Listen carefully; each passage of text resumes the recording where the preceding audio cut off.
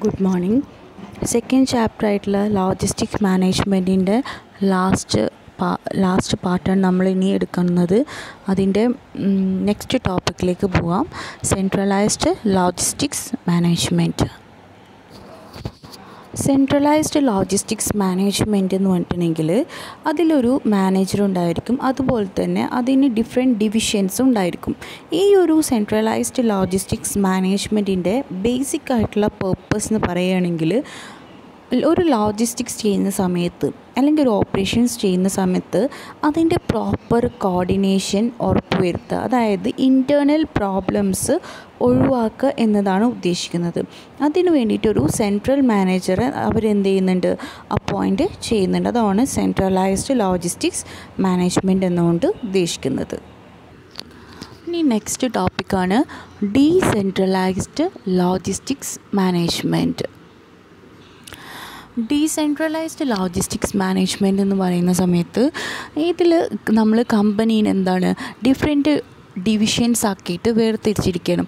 അപ്പോൾ ഈ different divisions ആക്കുന്ന സമയത്ത് ഓരോ ഡിവിഷനിലുള്ള ആളുകൾക്കും അറിയാൻ സാധിക്കുന്നത് ഓരോ ബ്രാഞ്ചിൽ, ഓരോ ലോക്കൽ ബ്രാഞ്ചിൽ എന്ത് തരത്തിലുള്ള ഇൻപുട്ടാണ്, അല്ലെങ്കിൽ ഓരോ ഡിവിഷനെ സംബന്ധിച്ചിടത്തോളം ഡിഫറെൻറ്റ് കൾച്ചേഴ്സ് ആയിരിക്കും ഉണ്ടായിരിക്കുക. അപ്പോൾ ആ ഡിഫറെൻറ്റ് കൾച്ചറിലുള്ള ഡിഫറെൻ്റ് ആയിട്ടുള്ള വർക്ക്സും ഡിഫറെൻ്റ് ആയിട്ടുള്ള ആക്ടിവിറ്റീസ് എല്ലാം നടക്കുന്നുണ്ടാവുക. അപ്പോൾ ഈ ഡിഫറെൻറ്റ് കൾച്ചറുള്ള ഓരോ സ്ഥലങ്ങളിലും ഓരോ മാനേജേഴ്സ് എന്ത് ചെയ്യും, അവരവരുടെ കൾച്ചറുമായി ബന്ധപ്പെട്ടിട്ടുള്ള ആളുകളായിട്ട് ഇടപഴകുക, അവർക്ക് എന്തൊക്കെ വർക്ക്സാണോ ചെയ്യേണ്ടത് അത് ചെയ്യുക, എന്തൊക്കെ ചെയ്യാൻ പാടില്ലാത്തത് അത് ചെയ്യാതിരിക്കുക. അപ്പം ഓരോ ഡിവിഷനാക്കി മാറ്റിയിട്ട് അവിടെ ഒരു മാനേജേഴ്സിനെ അപ്പോയിൻറ്റ് ചെയ്തിട്ട് ആ ഒരു സെക്ഷനെ അവർ ചെയ്യുന്നതിന് ഡീസെൻട്രലൈസ് പറയും. സെൻട്രലൈസ് പറ്റണമെങ്കിൽ എല്ലാത്തിനെയും ഡിവിഷനാക്കി വെച്ചിരുന്നാലും എല്ലാത്തിൻ്റെയും മൊത്തം കൺട്രോൾ ഒരൊറ്റ സെൻട്രൽ മാനേജറിലേക്ക് ആയി മാറുന്നതിനെയാണ് നമ്മൾ സെൻട്രലൈസ്ഡ് ലോജിസ്റ്റിക്സ് മാനേജ്മെൻറ്റ്. ഇതാണ് ഇത് രണ്ടും തമ്മിലുള്ള ഒരു ഡിഫറൻസ് പറയുന്നത്.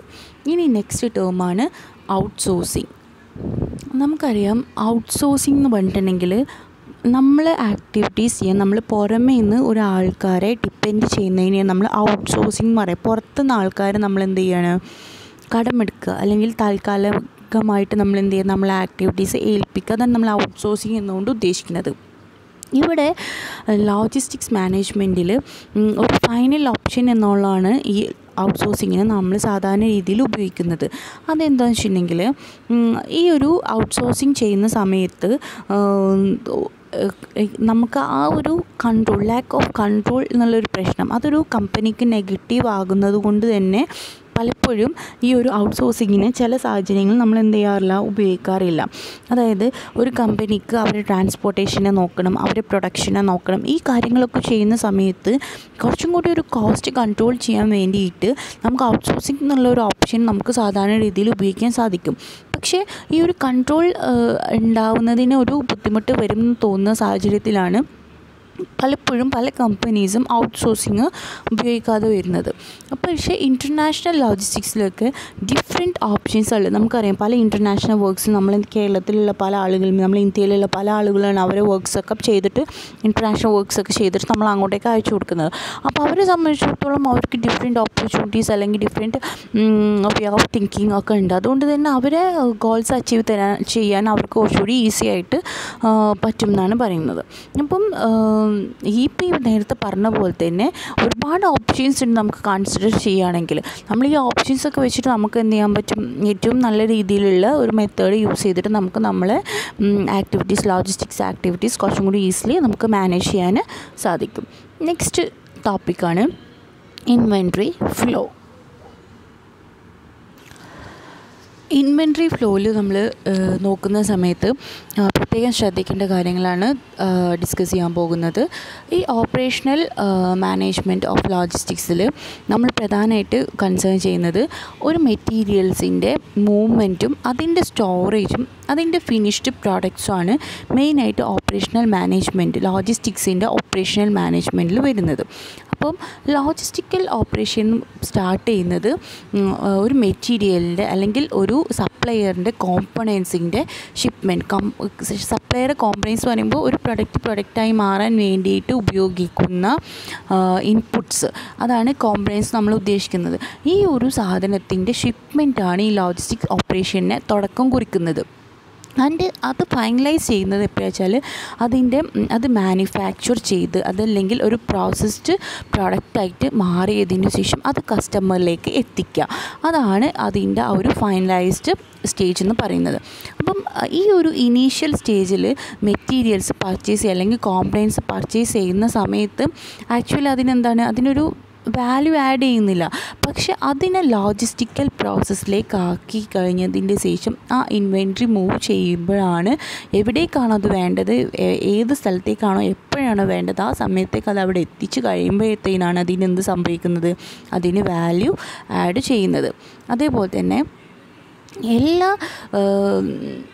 എല്ലാ കാര്യങ്ങളും പ്രോപ്പറായിട്ട് നടക്കുന്നത് എപ്പോഴാണെന്ന് വെച്ചിട്ടുണ്ടെങ്കിൽ ഈ ഒരു മെറ്റീരിയൽസിന് ഓരോ സ്റ്റെപ്പിലായിട്ട് അതിൻ്റെ ട്രാൻസ്ഫോർമേഷൻ നടന്നിട്ട് അതിൻ്റെ ഫിനിഷ്ഡ് ആയിട്ടുള്ള ഒരു പ്രോഡക്റ്റായി മാറുന്ന സമയത്താണ് എന്ത് നടക്കുന്നത്, അതിൻ്റെ പ്രോപ്പറായിട്ടുള്ള അതിൻ്റെ വാല്യൂ ആഡ് ചെയ്യുന്നത്. ഇതൊക്കെ നമ്മൾ ഫസ്റ്റ് ചാപ്റ്റർ മുതലേ പറഞ്ഞുകൊണ്ടിരിക്കുന്ന കാര്യങ്ങളാണ്. ഈ ഒരു വാല്യൂ ആഡ് ചെയ്യുന്നത് നമ്മൾ പ്രോഡക്റ്റിൻ്റെ ഇൻപുട്സിനെ ഔട്ട്പുട്ടാക്കി മാറ്റുമ്പോഴാണ്, അത് ഔട്ട്പുട്ടാക്കി കസ്റ്റമറിന് വേണ്ട രീതിയിലാകുമ്പോഴാണ് അതിൻ്റെ പ്രൊഡക്റ്റിൻ്റെ ആ ഒരു വാല്യൂ ആഡ് ചെയ്യുന്നത് എന്നുള്ളത് നമ്മൾ ഫസ്റ്റ് സപ്ലൈ ചെയിൻ മുതലേ പറഞ്ഞുകൊണ്ടിരിക്കുന്ന കാര്യങ്ങളാണ്. അപ്പോൾ ഇങ്ങനെയാണ് ഈ ഇൻവെൻട്രി ഫ്ലോ. ഒന്നുമില്ല, പ്രൊഡക്റ്റിൻ്റെ ഇൻപുട്ടിൽ നിന്നും ഔട്ട്പുട്ടായി മാറി ഔട്ട്പുട്ടിനെ കസ്റ്റമറിലേക്ക് എത്തിച്ചു കൊടുക്കുന്ന ആ ഒരു പ്രോസസ്സ്, ആ ഒരു ടേം, ആ ഒരു ഇതിനെ നമ്മൾ എന്ത് പറയുന്നത്, ഇൻവെൻട്രി ഫ്ലോ എന്നുള്ളതുകൊണ്ട് ഉദ്ദേശിക്കുന്നത്. അതുപോലെ തന്നെ ഇതിൻ്റെ ഇൻ അതർ വേർഡ്സ് മറ്റൊരു ടേമിൽ പറയുന്നത് എന്താണെന്ന് വെച്ചിട്ടുണ്ടെങ്കിൽ, ഇതിൻ്റെ മറ്റൊരു ടേംസിൽ പറയുന്നത് ഇൻഡിവിജ്വലിനെ സംബന്ധിച്ചിടത്തോളം അത് മെഷീനിലേക്ക് മാറ്റുക എന്ന് പറയുമ്പോൾ തന്നെ അതിൻ്റെ എന്താണ് വാല്യൂ കൂടുകയാണ്. ആ മെഷീനിലേക്ക് മാറ്റിയതിന് ശേഷം ഏതാണോ ബയർ, ആ ബയറിലേക്ക് ആ പ്രൊഡക്റ്റ് എത്തുമ്പോഴെന്താണ് അതിന് കുറച്ചും കൂടി വാല്യൂ കൂടുന്നു. അതുപോലെ തന്നെ നെക്സ്റ്റ് വരുന്നതാണ് എങ്ങനെയാണ് മാനുഫാക്ചറിങ്ങിനെ സപ്പോർട്ട് ചെയ്യുന്നത്. നമുക്കറിയാം ഈ വർക്ക് ഇൻ പ്രോഗ്രസ് അല്ലെങ്കിൽ ഒരു ഇൻവെൻട്രീനെ നമ്മൾ എന്ത് ചെയ്യാണ്, ഞാൻ നേരത്തെ പറഞ്ഞ പോലെ ഇൻപുട്സിനെ അതിലേക്ക് കൊടുത്തു, അതിനെ വർക്ക് ഇൻ പ്രോഗ്രസ്, അതായത് അതിൻ്റെ പ്രവർത്തനം നടന്നുകൊണ്ടിരിക്കുന്നതിനെ നമ്മൾ വർക്ക് ഇൻ പ്രോഗ്രസ് എന്ന് പറയുന്നത്. ആ ഒരു വർക്ക് ഇൻ പ്രോഗ്രസ് നടന്നതിൻ്റെ ശേഷം അതിന് ആ ഒരു കോമ്പണൻസിൻ്റെ കോസ്റ്റും അതിൻ്റെ മൂവ്മെൻറ്റ് കോസ്റ്റും എല്ലാം കൂടി നോക്കിയതിൻ്റെ ശേഷം അതിന് വാല്യൂ ആഡഡ് പ്രോസസ്സ് ആക്കി മാറ്റിയതിന് ശേഷം, അതായത് ഒരു ഫൈനൽ പ്രോഡക്റ്റ് അല്ലെങ്കിൽ ഒരു മീനിങ് വാല്യൂബിൾ പ്രൊഡക്റ്റായി മാറി അതിൻ്റെ ഓണറിലേക്ക് ട്രാൻസ്ഫർ ചെയ്യുന്ന അല്ലെങ്കിൽ എവിടെയാണ് അയാളുള്ളത് ആ കസ്റ്റമറിലേക്ക് അത് ട്രാൻസ്ഫർ ചെയ്യുന്ന ആ ഒരു ഘട്ടത്തിനെ നമ്മൾ ഒരു മാനുഫാക്ചറിങ് അല്ലെങ്കിൽ വർക്ക് ഇൻ പ്രോഗ്രസിൻ്റെ ആ ഒരു സപ്പോർട്ടിങ് സെക്ഷൻ നമ്മൾ മുന്നേ പറഞ്ഞത് തന്നെയാണ്, വീണ്ടും പറയുന്നത് ടെക്സ്റ്റിൽ തന്നെ റിപ്പീറ്റേഷനാണ്, അതുകൊണ്ടാണ് വീണ്ടും എടുത്ത് പറയുന്നത്. പിന്നെ ഒരു ലാർജ് മാനുഫാക്ചറിനെ സംബന്ധിച്ചിടത്തോളം എന്താ വെച്ചിട്ടുണ്ടെങ്കിൽ ഒരു ലോജിസ്റ്റിക്കൽ ഓപ്പറേഷനിൽ എന്ന് പറഞ്ഞിട്ടുണ്ടെങ്കിൽ ഒരുപാട് തൗസൻഡ്സ് ഓഫ് മൂവ്മെൻറ്റ്സ് അവിടെ നടക്കും. അതുപോലെ തന്നെ തൗസൻഡ്സ് ഓഫ് മൂവ്മെൻറ്റ്സ് പോലെ തന്നെ ഡിഫറെൻറ്റ് ആളുകൾക്ക് നമുക്ക് എന്ത് ചെയ്യും, പ്രോഡക്റ്റ് ഡെലിവർ ചെയ്യും. ഒരു ഇൻഡസ്ട്രിയൽ യൂസർ ഉണ്ടായിരിക്കാം, ചിലപ്പോൾ റീറ്റെയിലർ ഉണ്ടായിരിക്കാം, ഒരു ഹോൾസെയിലർ ഉണ്ടായിരിക്കാം, അല്ലെങ്കിൽ ഒരു കസ്റ്റമർ ഉണ്ടായിരിക്കാം. അങ്ങനെ ഡിഫറെൻറ്റ് ടൈപ്പ് ഓഫ് പേഴ്സൺസിനായിട്ട് നമ്മൾ എന്ത് ചെയ്യും, ഡിഫറെൻറ്റ് ടൈപ്സ് ഓഫ് സെയിൽസും ഡിഫറെൻറ്റ് ടൈപ്സ് ഓഫ് മൂവ്മെൻറ്റ്സുമാണ് അവിടെ നടക്കുന്നത്. അവിടെയാണ് ഒരു ലാർജ് മാനുഫാക്ചറിൽ അവിടെ അങ്ങനെയാണ് സംഭവിക്കും. ഒരു ലാർജ് റീറ്റെയിലറെ സംബന്ധിച്ചിടത്തോളം എങ്ങനെയായിരിക്കും, അവിടെ ഇതുപോലെ തന്നെ എന്താണ് ഡിഫറെൻറ്റ് പ്രോഡക്ട്സിൻ്റെ പ്രൊക്യർമെൻറ്റ് നടക്കും. ചിലപ്പോൾ അവിടെ റീസെയിലിംഗ് ഉണ്ടായിരിക്കും. അതുപോലെ തന്നെ നമ്മളെന്ത് ചെയ്യും, ഇപ്പോൾ പേഷ്യൻസൊക്കെ ആണെങ്കിൽ അവരെ സർജറി നടക്കും, അതല്ലെങ്കിൽ അവരെ സർജറീൻ്റെ ശേഷമുള്ള റിക്കവറി ഉണ്ടായിരിക്കും ഒരു ഹോസ്പിറ്റലിനൊക്കെ സംബന്ധിച്ചിടത്തോളം പറയുകയാണെങ്കിൽ. അപ്പോൾ ഡിഫറെൻ്റ് ആയിട്ടുള്ള ഒരു റീറ്റെയിലറെ സംബന്ധിച്ചിടത്തോളം എന്താണ് അവിടെ ഡിഫറെൻ്റ് ആയിട്ടുള്ള റീസെയിലിങ്ങും ടെർമിനേഷൻസും എല്ലാം എന്ത് ചെയ്യുന്നുണ്ട്, നടക്കുന്നുണ്ട്. അതുകൊണ്ട് തന്നെ ഈ ഒരു ടേം ഈ ഒരു ഇൻവെൻട്രി ഫ്ലോനെ നമുക്ക് കുറച്ചും കൂടി അണ്ടർസ്റ്റാൻഡ് ചെയ്യാൻ വേണ്ടിയിട്ട് നമ്മൾ എന്ത് ചെയ്യണം, ഇതിന് വേണ്ട രീതിയിലുള്ള എല്ലാ കാര്യങ്ങളും നമ്മൾ എന്ത് ചെയ്യണം, മനസ്സിലാക്കണം. ഇപ്പോൾ ഈ ഒരു കാര്യങ്ങളൊക്കെ നടക്കുന്നത് ബേസിക്കലി ഒരു ഓർഗനൈസേഷൻ അല്ലെങ്കിൽ ഒരു എൻ്റർപ്രൈസിൻ്റെ സൈസും ഏത് ടൈപ്പ് ഓഫ് ഓർഗനൈസേഷൻ ഇത് രണ്ട് ബേസ് ചെയ്തുകൊണ്ടാണ് ഈ ഒരു ഇൻവെൻട്രി ഫ്ലോ ആണെങ്കിലും എന്ത് ഫ്ലോ ആണെങ്കിലും നടക്കുന്നത്. ഒരു സാധാ പെട്ടിക്കടയിൽ പോയിട്ട് ഇവിടെ ഇൻവെൻട്രി ഫ്ലോ എവിടെയെന്ന് പോയി ചോദിച്ചു കഴിഞ്ഞാൽ നമുക്ക് എന്ത് ചെയ്യാൻ പറ്റില്ല, അത് കാണാൻ സാധിക്കില്ല. അതൊരു ഓർഗനൈസേഷൻ്റെ സൈസും ടൈപ്പൊക്കെ ഡിപ്പെൻഡ് ചെയ്തിട്ടാണ് അവിടുത്തെ ഓരോ ആക്ടിവിറ്റീസും നടക്കുക. അപ്പോൾ ഇതാണ് ഈ ഒരു മെയിനായിട്ട് ഇൻവെൻറ്ററി ഫ്ലോയിൽ വരുന്ന കോമ്പണൻസ് പറയുന്നത്. ഇനി നെക്സ്റ്റ് ടോപ്പിക്കാണ് ഫിസിക്കൽ ഡിസ്ട്രിബ്യൂഷൻ. ഫിസിക്കൽ ഡിസ്ട്രിബ്യൂഷൻ എന്ന് പറഞ്ഞാൽ തന്നെ നമുക്കറിയാം എന്താണ്, movement of finished product to കസ്റ്റമേഴ്സിലേക്ക് നമ്മൾ ഫിനിഷ്ഡ് പ്രോഡക്റ്റ്സ് എത്തിച്ചു കൊടുക്കുന്നതിനെയാണ് ഫിസിക്കൽ ഡിസ്ട്രിബ്യൂഷൻ എന്ന് പറയുന്നത്. ഈ ഒരു ഫൈനൽ ഡെസ്റ്റിനേഷനിലേക്ക് എത്തിക്കുന്നത് നമ്മൾ എന്തായിരിക്കും, പല മാർക്കറ്റിംഗ് ചാനൽസ് നമ്മൾ യൂസ് ചെയ്തുകൊണ്ടായിരിക്കും. അതുപോലെ തന്നെ ഈ പ്രോഡക്റ്റിനെ വേണ്ട രീതിയിൽ നമ്മളെന്താണ് പല മാർക്കറ്റിംഗ് എഫേർട്സ് എടുത്തിട്ട് നമുക്ക് വേണ്ട രീതിയിൽ പാർട്ടിസിപ്പൻസിൻ്റെ ചാനൽസ് ഡിപ്പെൻഡ് ചെയ്തുകൊണ്ട് നമ്മൾ എന്ത് ചെയ്യണം, ഈ പ്രോഡക്റ്റ് അവരിലേക്ക് എത്തിക്കണം. അപ്പോൾ ഈ പ്രോഡക്റ്റ് എത്തിക്കുന്ന സമയത്ത് പലതരത്തിലുള്ള മാർക്കറ്റിംഗ് റെസ്പോൺസിബിലിറ്റീസും എന്ത് ചെയ്യേണ്ടി വരും, നമുക്ക് ഈ ഇൻവെൻറ്ററി എത്തിക്കാൻ വേണ്ടിയിട്ട് നമ്മൾ ഏറ്റെടുക്കേണ്ടി വരും. പല ഏജൻസിനെ നമ്മൾ ഡിപ്പെൻഡ് ചെയ്യേണ്ടി വരും. അപ്പം ഇതൊക്കെ ഡിപ്പെൻഡ് ചെയ്തിട്ടാണെങ്കിലും എന്ത് ചെയ്യണം, നമ്മൾ ഈ കസ്റ്റമറിലേക്ക് വേണ്ട സമയത്ത് വേണ്ട രീതിയിൽ ഈ ഫിസിക്കൽ ഡിസ്ട്രിബ്യൂഷൻ അതല്ലെങ്കിൽ ഈ മൂവ്മെൻറ്റ് ഓഫ് ഫിനിഷ്ഡ് പ്രോഡക്റ്റ്സ് നമ്മൾ എന്ത് ചെയ്യണം, കസ്റ്റമറിലേക്ക് എത്തിച്ചു കൊടുക്കണം. നമ്മൾ ഈ പ്രോപ്പറായിട്ട് എഫിഷ്യൻ്റ് ആയിട്ടുള്ള രീതിയിൽ നമ്മൾ എന്ത് ചെയ്യുക, ഈ ഒരു സംഭവം എത്തിച്ചു കൊടുക്കാൻ നമുക്ക് പറ്റിയിട്ടില്ല എങ്കിൽ നമ്മൾ അതിന് ഡിലേ വരുത്തുകയാണെങ്കിൽ എന്ത് ചെയ്യും, അതിന് ഫർദർ കോൺസിക്വൻസ് നമ്മൾ എന്ത് ചെയ്യേണ്ടി വരും, ഫേസ് ചെയ്യേണ്ടി വരും. അതുപോലെ തന്നെ ഈ ഫിസിക്കൽ ഡിസ്ട്രിബ്യൂഷനാണ് ഒരു മാർക്കറ്റിങ്ങിനെ സംബന്ധിച്ചിടത്തോളം ഒരു ഇൻറ്റഗ്രൽ പാർട്ട് എന്ന് പറയുന്നത്. അതായത് കറക്റ്റ് സമയത്ത് കറക്റ്റ് സ്പേസ് യൂസ് ചെയ്തുകൊണ്ട് തന്നെ ആ കറക്റ്റായിട്ട് കസ്റ്റമർ സർവീസ് നമ്മൾ എന്ത് ചെയ്യണം, അവിടെ എത്തിച്ചു കൊടുക്കണം. ഈ ഒരു ഫിസിക്കൽ ഡിസ്ട്രിബ്യൂഷനെ ലിങ്ക് ചെയ്യുന്നത് കസ്റ്റമറിലേക്ക് എത്തിക്കാൻ വേണ്ടിയിട്ട് ലിങ്ക് ചെയ്യുന്നത് ഡിഫറെൻറ്റ് മാർക്കറ്റിംഗ് ചാനൽസാണ് നമ്മളെ ലിങ്ക് ചെയ്യിപ്പിക്കുന്നത്. ഈ marketing different wide varieties of marketing ചാനൽസാണ് നമ്മൾ നിലവിലുള്ള മാർക്കറ്റിംഗ് സിസ്റ്റംസ് ഉണ്ടെന്ന് പറഞ്ഞു. പക്ഷേ ഈ മാർക്കറ്റിംഗ് സിസ്റ്റംസിൻ്റെ ഒക്കെ ഒരു ബേസിക് ആയിട്ടുള്ള ഉദ്ദേശം എന്ന് വെച്ചിട്ടുണ്ടെങ്കിൽ ഡിഫറെൻറ്റ് ടൈപ്സ് ഓഫ് ഡിസ്ട്രിബ്യൂഷൻസ് ഇതിൽ ചെയ്യുന്നുണ്ട്. പക്ഷേ ഇതിൻ്റെയൊക്കെ ഒരു ബേസിക് ആയിട്ടുള്ള എയിം എന്താ വെച്ചാൽ, ഇതിൻ്റെയൊക്കെ ഒരു കോമൺ ഫീച്ചർ എന്താണെന്ന് വെച്ചിട്ടുണ്ടെങ്കിൽ ഇവരെന്ത് ചെയ്യുന്നുണ്ട്, മാനുഫാക്ചറേയും ഹോൾസെയിലറിനെയും റീറ്റെയിലേഴ്സിനെയും ലിങ്ക് ചെയ്യിപ്പിക്കുക എന്നുള്ളതാണ് മെയിനായിട്ട് ഈ ഒരു ഫിസിക്കൽ ഡിസ്ട്രിബ്യൂഷൻ സിസ്റ്റത്തിൻ്റെ ഒരു ഫീച്ചർ എന്ന് പറയുന്നത്. ഇതിൽ ഡിഫറെൻറ്റ് ചാനൽസ് നമ്മൾ യൂസ് ചെയ്യുന്നുണ്ടാവും. പക്ഷേ ഏത് മാർക്കറ്റിംഗ് പ്രോസസ്സിൽ ഏതെടുത്തു കഴിഞ്ഞാലും ഇതിൻ്റെ ഇൻറ്റഗ്രൽ ആസ്പെക്റ്റ് എന്ന് പറഞ്ഞിട്ടുണ്ടെങ്കിൽ ഇവർ തമ്മിൽ ലിങ്ക് ചെയ്യിപ്പിക്കുക എന്നുള്ളതാണ്. അപ്പോൾ ഈ ഫിസിക്കൽ ഡിസ്ട്രിബ്യൂഷൻ എന്നുള്ളത് പറഞ്ഞു കഴിഞ്ഞാൽ നിങ്ങൾ മനസ്സിലാക്കണം, ഒരു വർക്ക് ഇൻ പ്രോഗ്രസ് കഴിഞ്ഞ ഒരു ഫിനിഷ്ഡ് പ്രോഡക്റ്റിനെ കസ്റ്റമറിലേക്ക് നമ്മൾ ഏതെങ്കിലും ഒരു മാർക്കറ്റിംഗ് ചാനൽ യൂസ് ചെയ്തുകൊണ്ട് കസ്റ്റമറിലേക്ക് എത്തിക്കുക എന്നുള്ളതാണ്. അതിന് വേണ്ട സമയത്ത് എന്ത് ചെയ്യണം, വേണ്ട ടൈം വേണ്ട സ്പേസ് യൂസ് ചെയ്തുകൊണ്ട് നമ്മൾ എന്ത് ചെയ്യണം, ആ പ്രൊഡക്റ്റിനെ അവരിലേക്ക് എത്തിക്കുക എന്നുള്ളതാണ് ഉദ്ദേശിക്കുന്നത്. ഇനി നെക്സ്റ്റ് ടോപ്പിക്കാണ് മാനുഫാക്ചറിങ് സപ്പോർട്ട്. അടുത്ത മാനുഫാക്ചറിങ് സപ്പോർട്ടാണ്. മാനുഫാക്ചറിങ് സപ്പോർട്ട് പറയുന്ന സമയത്ത് നമ്മൾ മനസ്സിലാക്കേണ്ട ഒരു കാര്യം, നമ്മൾ തൊട്ട് മുന്നേ പറഞ്ഞിട്ടുള്ള ഫിസിക്കൽ ഡിസ്ട്രിബ്യൂഷൻ അല്ല മാനുഫാക്ചറിങ് സപ്പോർട്ട്. ഫിസിക്കൽ ഡിസ്ട്രിബ്യൂഷൻ എന്ന് പറഞ്ഞിട്ടുണ്ടെങ്കിൽ ഫിനിഷ്ഡ് പ്രോഡക്റ്റ് നമ്മൾ കസ്റ്റമറിലേക്ക് എത്തിക്കുന്നതാണ് ഫിസിക്കൽ ഡിസ്ട്രിബ്യൂഷൻ. പക്ഷേ മാനുഫാക്ചറിങ് സപ്പോർട്ട് എന്ന് പറഞ്ഞിട്ടുണ്ടെങ്കിൽ മാനുഫാക്ചർ ചെയ്യുന്ന സ്ഥലത്തുള്ള സപ്പോർട്ട്, അതായത് നമ്മൾ വർക്ക് ഇൻ പ്രോഗ്രസ് ചെയ്യുന്ന സമയത്തോ, അതായത് പല സ്റ്റേജസിലൂടെയാണല്ലോ ഒരു പ്രൊഡക്റ്റായി മാറുന്നത്. അല്ലാതെ ആദ്യം തന്നെ ഒരു പെന്നായിട്ടോ സോപ്പായിട്ടോ മാറില്ല. പല ഇൻപുട്സുകൾ കൂടി ചേർന്നിട്ട് അത് വർക്ക് ഇൻ പ്രോഗ്രസ്സിലായിട്ടാണ് ആ പ്രൊഡക്റ്റ് അത് ഒരു ഫിനിഷ്ഡ് പ്രൊഡക്റ്റായിട്ട് മാറുന്നത്. അപ്പോൾ ഈ വർക്ക് ഇൻ പ്രോഗ്രസ് ചെയ്യുന്ന സമയത്ത് ആ ഒരു ഘട്ടത്തിൽ നമ്മൾ അതിനെ മാനേജ് ചെയ്യുന്ന ആ ഒരു പ്രോസസ്സാണ് മാനുഫാക്ചറിങ് സപ്പോർട്ട് എന്നുള്ളതുകൊണ്ട് ഉദ്ദേശിക്കുന്നത്. അതുപോലെ തന്നെ ഇതിൻ്റെ ബേസിക് ആയിട്ടുള്ള ഇതിൻ്റെ ഒരു പ്രൈമറി റെസ്പോൺസിബിലിറ്റി എന്ന് പറഞ്ഞിട്ടുണ്ടെങ്കിൽ ഇത് മാസ്റ്റർ പ്രൊഡക്ഷൻ ഷെഡ്യൂളിങ് ചെയ്യുക എന്നുള്ളതാണ്. മാസ്റ്റർ പ്രൊഡക്ഷൻ ഷെഡ്യൂൾ എന്നുള്ളത് കൊണ്ട് ഉദ്ദേശിക്കുന്നത് ഒരു ഓവറോൾ മാനുഫാക്ചറിങ് സപ്പോർട്ടാണ് ഉദ്ദേശിക്കുന്നത്. അതല്ലാതെ ഈ ഒരു പ്രോഡക്റ്റ് എങ്ങനെ ഹൗ ടു ബി പ്രൊഡ്യൂസ് എന്നുള്ളതല്ല, പക്ഷേ അതിൻ്റെ ഉപരി എങ്ങനെ ഈ പ്രൊഡക്റ്റ് പ്രൊഡ്യൂസ് ചെയ്യുക എന്നതിനുപരി എപ്പോൾ എവിടെ എങ്ങനെ വെൻ വാട്ട് വെയർ എങ്ങനെ ഈ പ്രൊഡക്റ്റ് പ്രൊഡ്യൂസ് ചെയ്യണം അല്ലെങ്കിൽ എവിടെ വെച്ചിട്ട് എന്നുള്ള രീതിയിലുള്ള ഈ 3 ക്വസ്റ്റ്യൻസിനും ആൻസറാണ് ബേസിക്കലി ഇതിൻ്റെ ഒരു പ്രൈമറി റെസ്പോൺസിബിലിറ്റി എന്ന് പറയുന്നത്. അല്ലാതെ ഈ പ്രൊഡക്റ്റ് എങ്ങനെ പ്രൊഡക്റ്റ് ചെയ്യാം ഹൗ എന്നുള്ള ആ ഒരു ക്വസ്റ്റ്യനുപരി വാട്ട് വെൻ വേർ എന്നുള്ളതിനുള്ള ഉത്തരങ്ങളായിരിക്കണം ഇതിൻ്റെ ബേസിക് ആയിട്ടുള്ള റെസ്പോൺസിബിലിറ്റി എന്ന് പറയുന്നത്. അതുപോലെ തന്നെ ഈ ഞാൻ നേരത്തെ പറഞ്ഞ ഒരു പ്രധാനപ്പെട്ട ഡിഫറൻസ് ഞാൻ പറഞ്ഞു കഴിഞ്ഞു. ഫിസിക്കൽ ഡിസ്ട്രിബ്യൂഷൻ മാനുഫാക്ചറിങ് സപ്പോർട്ടും തമ്മിൽ ഡിഫറൻസ് വരുന്നുണ്ടെന്ന് ഞാൻ പറഞ്ഞു. ഫിസിക്കൽ ഡിസ്ട്രിബ്യൂഷനിൽ കസ്റ്റമേഴ്സിൻ്റെ ഡിസൈൻ ഡിപ്പെൻഡ് ചെയ്തിട്ട് അവർക്ക് പ്രൊഡക്ട്സ് എത്തിച്ചു കൊടുക്കലാണ്. പക്ഷേ ഇവിടെ അതല്ല വരുന്നത്. കസ്റ്റമേഴ്സിൻ്റെ അൺസർട്ടനിറ്റീസും അല്ലെങ്കിൽ ഇൻഡസ്ട്രിയൽ ഡിമാൻഡ്സും ഒക്കെ മനസ്സിലാക്കിക്കൊണ്ടാണ് ഇവിടെ മാനുഫാക്ചറിങ് സപ്പോർട്ടിൽ നമ്മൾ പ്രൊഡക്ട്സ് പ്രൊഡ്യൂസ് ചെയ്യുന്നത്. അപ്പോൾ മാനുഫാക്ചറിങ് സപ്പോർട്ടിൽ മെയിനായിട്ടെന്ന് പറഞ്ഞിട്ടുണ്ടെങ്കിൽ പ്രൊഡക്ട്സിൻ്റെ മൂവ്മെൻറ്റാണ് ഉദ്ദേശിക്കുന്നത്. മെയിനായിട്ട് എൻ്റർപ്രൈസിലേക്ക് പ്രൊഡക്ട്സ് എത്തിക്കുക, അതിനെ കൺട്രോളിങ് ചെയ്യുക എന്നുള്ളതാണ് ഉദ്ദേശിക്കുന്നത്.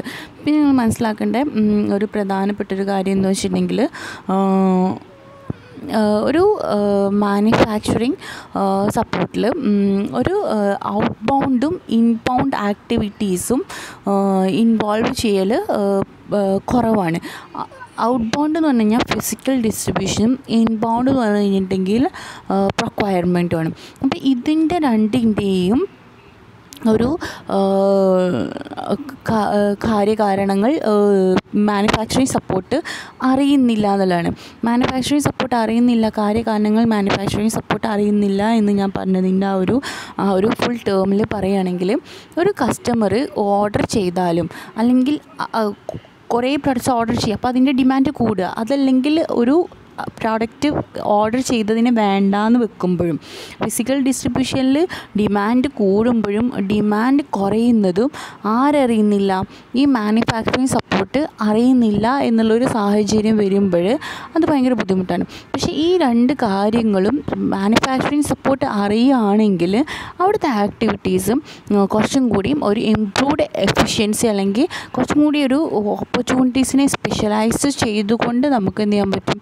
പ്രൊഡക്ട്സിനെ മുന്നോട്ട് കൊണ്ടുപോകാനും പറ്റും. അപ്പം കസ്റ്റമേഴ്സിൻ്റെ ഡിമാൻഡും കാര്യങ്ങളൊക്കെ അറിയുക എന്നുള്ളത് മാനുഫാക്ചറിങ് സപ്പോർട്ടിൻ്റെ ഒരു പ്രധാന ഘടകമാണ്. ഈ ഔട്ട് ബൗണ്ടും ഇൻബൗണ്ടിൻ്റെ ആക്ടിവിറ്റീസും മാനുഫാക്ചറിങ് സപ്പോർട്ട് അറിയുന്നത് ഒരു പോസിറ്റീവ് റിസൾട്ട് ഉണ്ടാക്കാൻ സാധിക്കും. ഇനി നെക്സ്റ്റ് ടേമാണ് പ്രൊക്വയർമെൻറ്റ്.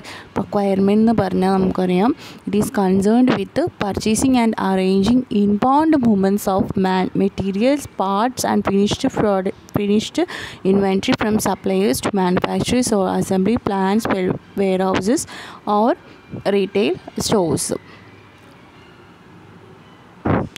അപ്പോൾ നമ്മൾ പറഞ്ഞു വന്നത് പ്രൊക്വയർമെൻറ്റ് എന്താണെന്നുള്ളതായിരുന്നു.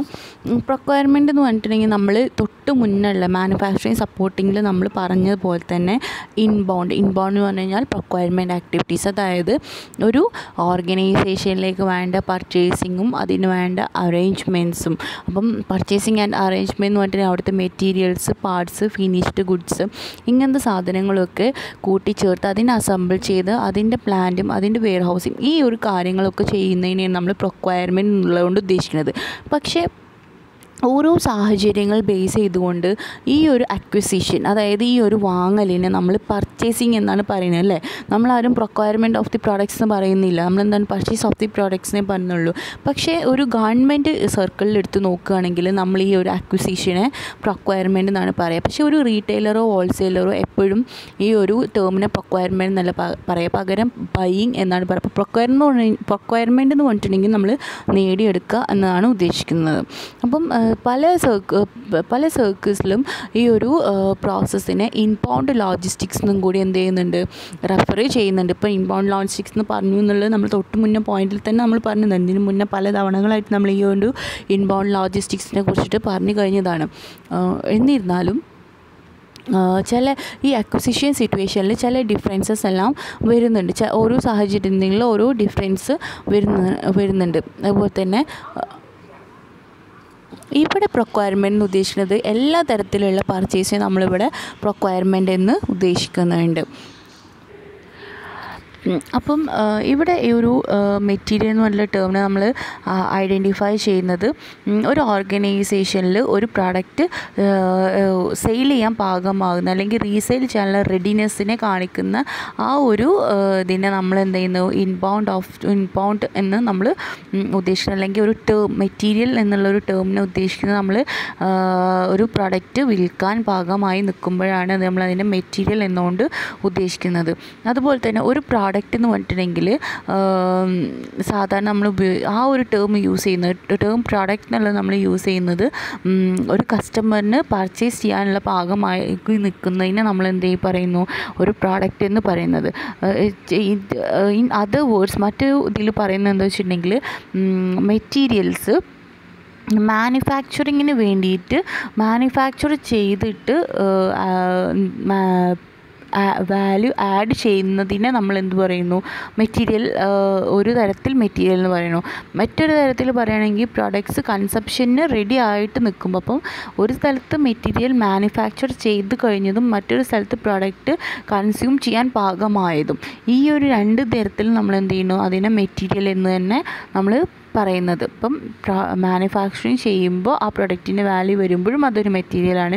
കൺസ്യൂം ചെയ്യാൻ പാകമായി നിൽക്കുമ്പോൾ ആ ഒരു പ്രൊഡക്റ്റിന് നമ്മൾ എന്താണ്, മെറ്റീരിയൽ എന്ന രീതിയിൽ പറയുന്നത്. അപ്പോൾ ഇതിങ്ങനെ ഈ ഒരു രണ്ട് തരത്തിലാണ് നമ്മൾ മെറ്റീരിയലിനെയും പ്രൊഡക്റ്റിനെയും നമുക്ക് ഡിഫറൻഷ്യേറ്റ് ചെയ്യാൻ പറ്റുന്നത്. എങ്ങനെ വന്നു കഴിഞ്ഞാൽ ഇതിൻ്റെ ഒരു ഫണ്ടമെൻ്റൽ ഡിസ്റ്റിങ്ഷൻ എന്ന് പറയുന്നത്, ഈ ഒരു മെറ്റീരിയലിൻ്റെ വാല്യൂ ആഡ് ചെയ്യുമ്പോൾ മാനുഫാക്ചറിങ് ചെയ്യുന്ന സമയത്ത് അല്ലെങ്കിൽ സോർട്ടിങ് ചെയ്യുന്ന സമയത്ത് അല്ലെങ്കിൽ അസംബ്ലിങ് ചെയ്യുന്ന സമയത്ത് ഈ ഒരു പ്രൊഡക്റ്റിന് വാല്യൂ ആഡ് ചെയ്യുമ്പോഴാണ്, ഈ ഒരു മെറ്റീരിയലിന് വാല്യൂ ആഡ് ചെയ്യുമ്പോഴാണ് അതെന്തായി മാറുന്നത്, പ്രൊഡക്റ്റായി മാറുന്നത്. അപ്പം മെറ്റീരിയൽ എന്ന് പറയുമ്പോൾ ആ ഒരു മാനുഫാക്ചർ ചെയ്യുന്ന സമയത്ത് അത് മെറ്റീരിയലും കൺസ്യൂം ചെയ്യാൻ പാകമാകുമ്പോൾ അതൊരു പ്രൊഡക്റ്റും. ഇതാണ് ഈ ഒരു രണ്ട് മെറ്റീരിയൽ പ്രൊഡക്റ്റ് എന്ന് പറയുന്ന ഈ ഒരു രണ്ട് ഇതിൻ്റെ ഒരു ഡിസ്റ്റിങ്ഷൻ എന്ന് പറയുന്നത്. ഇത് രണ്ടും ആണ്. അപ്പോൾ ഇതാണ് പ്രൊക്വയർമെൻറ്റിൽ നമ്മൾ മനസ്സിലാക്കേണ്ട കുറച്ച് കാര്യങ്ങൾ. ഓക്കെ.